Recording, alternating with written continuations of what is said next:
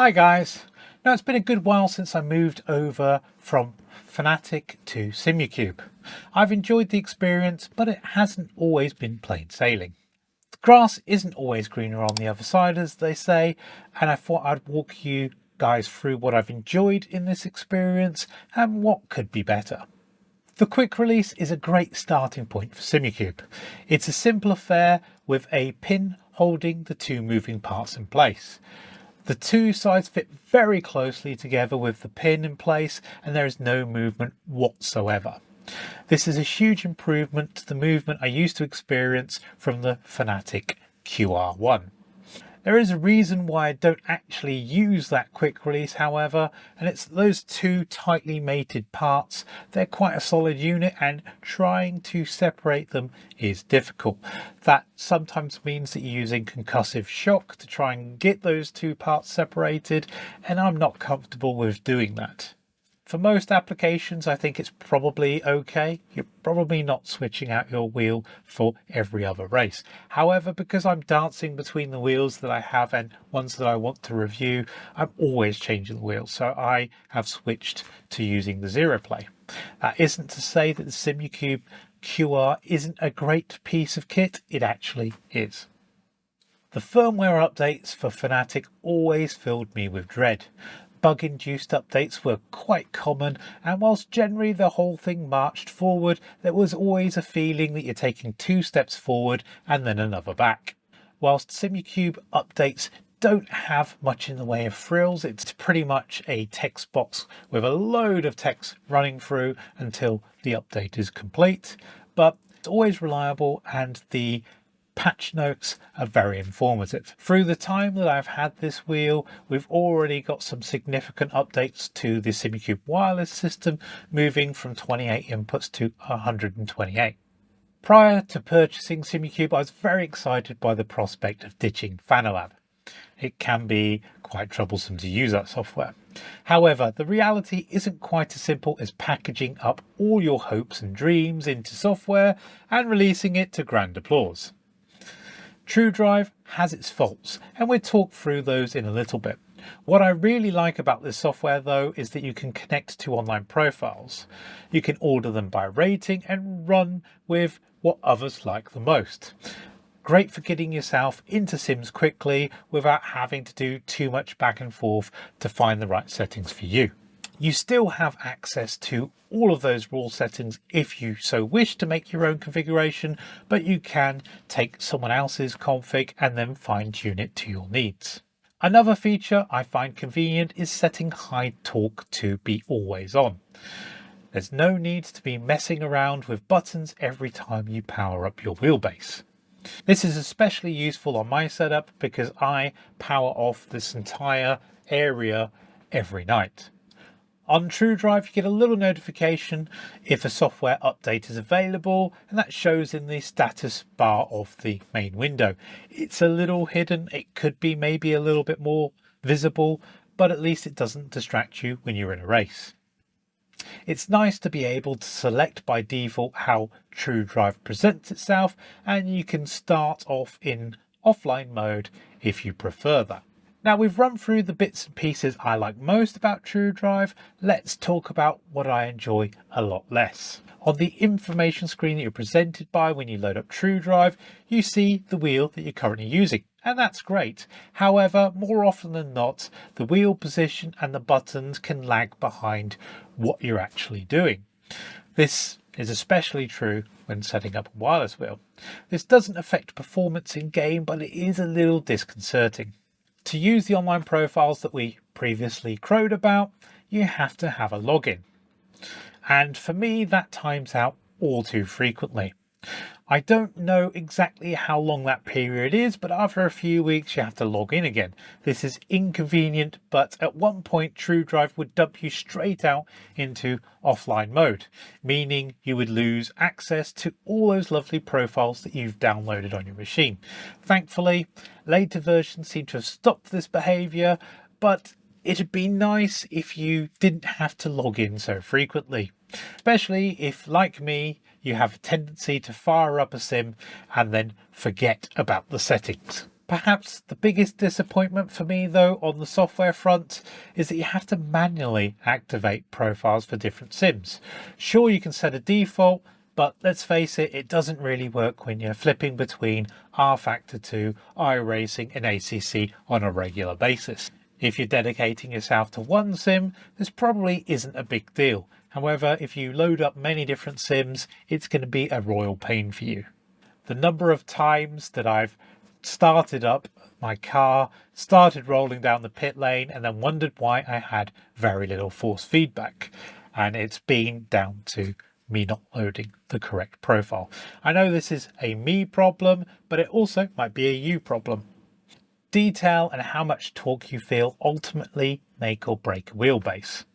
If the quick release is fantastic and the firmware update seamless, it'll all be for nothing if you feel like your wheel is attached via a couple of rubber bands. Thankfully though, I have no complaints on this front. The detail is where it needs to be and allows you to feel all those moments you need in order to extract performance out of the car without throwing it into the kitty litter. Having come from Fanatec's DD1, the Simucube 2 Pro is somewhat of a side grade. It offers a little more torque, but nothing significant. I do feel a little bit more detail with the Simucube 2 wheelbase, but that could well be down to the improvements in the QR. So whilst I'm very happy with my move over to this unit, if you have a high-powered direct drive already, be prepared to feel only a minor improvement. Unless you are like me and one of those unfortunate people who had trouble with the Fanatec quick release.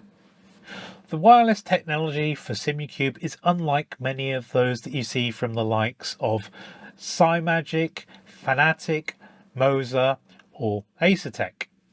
Whilst in their quick releases you find connectors to power and send data to the wheel, there is no such thing in Simucube land.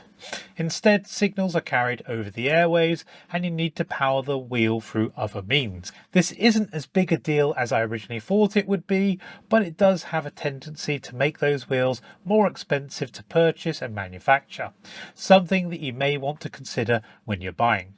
As the wireless technology is proprietary, manufacturers have to buy from Simucube to make a wireless wheel possible. Again, this isn't fantastic at keeping costs down. Generally, wheel manufacturers have been very good at making wheels power efficient, some with batteries that last years, or at least thousands of hours and are rechargeable.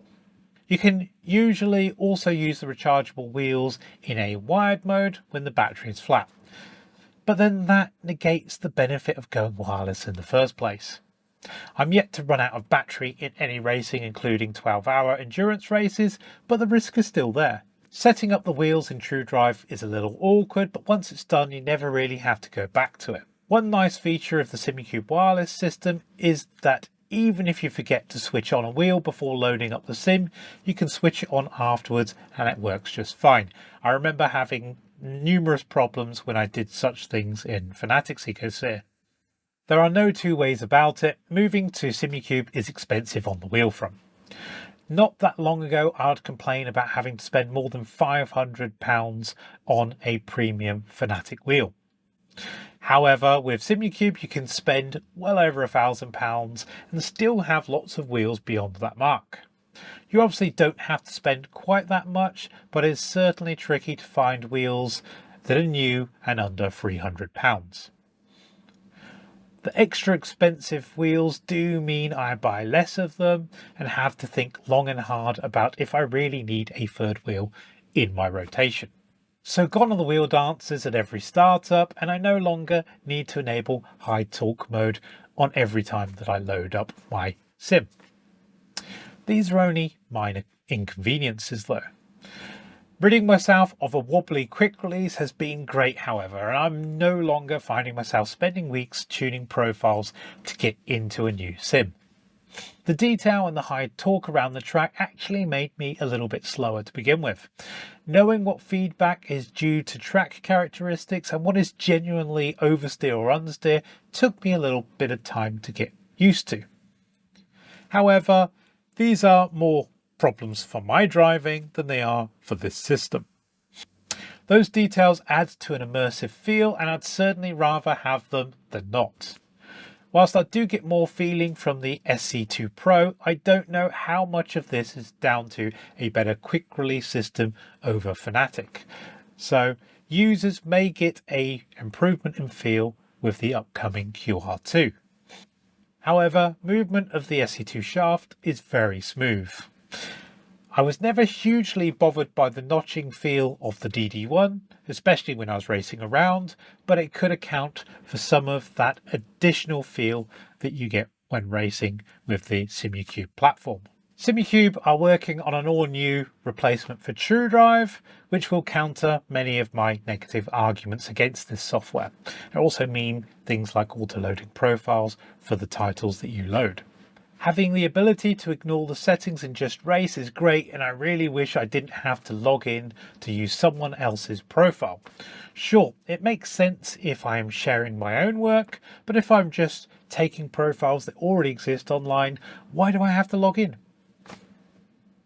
Ultimately, I'm still pretty happy with moving over to Simucube, despite having more outlay for each shiny new wheel that I want to try out. The software is certainly reliable, but lacks a little polish and perhaps features that you'd expect to have out of the gates. The hardware is rock solid though, so if the new software to add support for the active pedal pays dividends for the rest of the customer base, I really can't wait to get hold of it.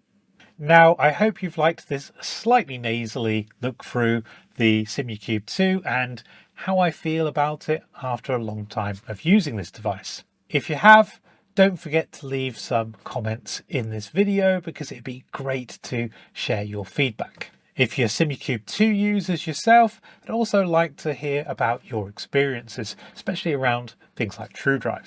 If you've liked this video, don't forget to give it the thumbs up so other people can find it too. And if you like what I'm doing on this channel, don't forget to mash that subscribe button. Now, a nasally, slightly ill me is going to say goodbye and get myself a lemsip and hopefully feel a bit better for the next video. Goodbye for now.